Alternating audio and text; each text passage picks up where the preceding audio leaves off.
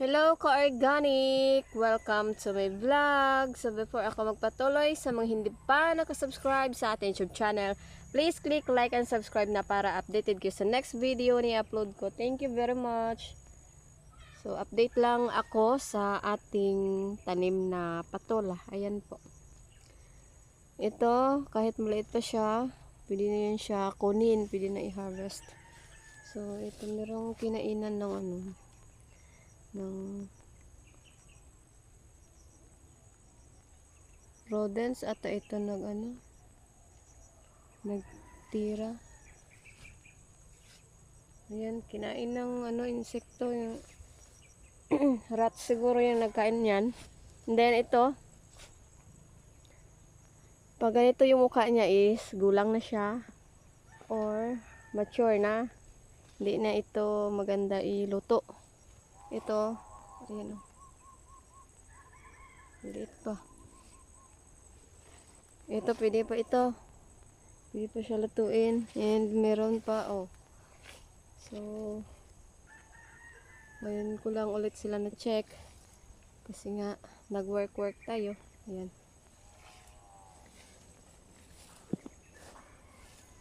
Oh, meron din dito. So, yan po yung bahay ng patola natin. Naturally or organically grown patola. Excuse me. So, ayan o, meron pa dito. Ayan. Magsibol pa yan siya. Maglaki pa yan. Bunga yan siya. Ito pa. Bunga yan. So, sa baba, super dami na ng weeds. So, ito yung activity ko ngayon na week. Mag-weeding, maglinis, manghagbasta sa aton nga gulayan kay para okay kaayo. Ato silang limpyuhan. Sugod ugma. Ayan. Oh, may mga flowers po. Marami pa silang flowers. So, meaning, marami pang bunga na darating or na magsibol. Ayan, oh, meron dito. Yan. May mga black na ants pa yung sulom. Sulom sa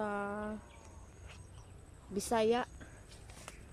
Iwan, anong tawag niya sa yung, ito yung mga maitim na ants or hulmigas. Yan, ito, meron din dito.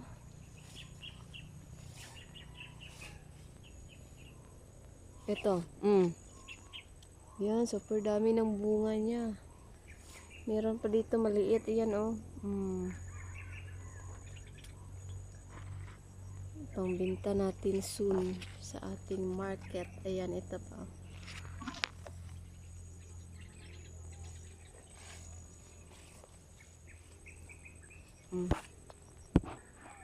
So, yun lang muna for today's video. Thank you for watching and see you to my next vlog.